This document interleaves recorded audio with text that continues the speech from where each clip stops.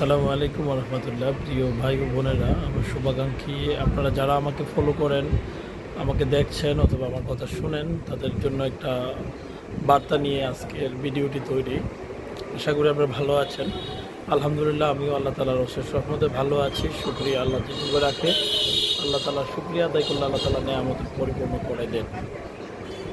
আজকে যে বিষয়টি কথা বলবো, বিষয়টি হচ্ছে আমরা কম বেশি সকলেই প্রায় 90% না হোক 85% লোক আমরা কৃষির কাজে জড়িত।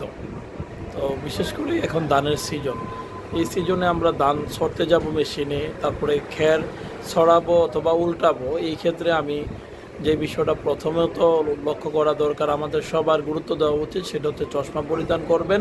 তাহলে আপনি, চোখ হচ্ছে আমাদের অমূল্য সম্পদ, মানে দেহের ভিতরে অর্গানই হচ্ছে আমাদের অমূল্য সম্পদ। তারপরেও চোখ এমন একটা জিনিস, একবার হারাই গেলে আরেকবার পাওয়াটা অনেক কঠিন ব্যাপার। তো যাই হোক, এই মেসেজটুকু দেওয়ার কথা ছিল। আমরা যারা কাজ করব এবং যাদেরকে দিয়ে কাজ করাবো, চেষ্টা করব এই বার্তাটুকু পৌঁছানোর জন্য, যেন চশমা পরে তারা ধান ছড়ে, তারপরে হচ্ছে খ্যার উল্টানোর কাজটা করেন, অথবা যে কোনো সময় তাদের প্রোটেকশন যদি না থাকে চোখ ইনজুরি হওয়ার সম্ভাবনা আছে। আল্লাহ আমাদের সবাইকে হেফাজত করুক।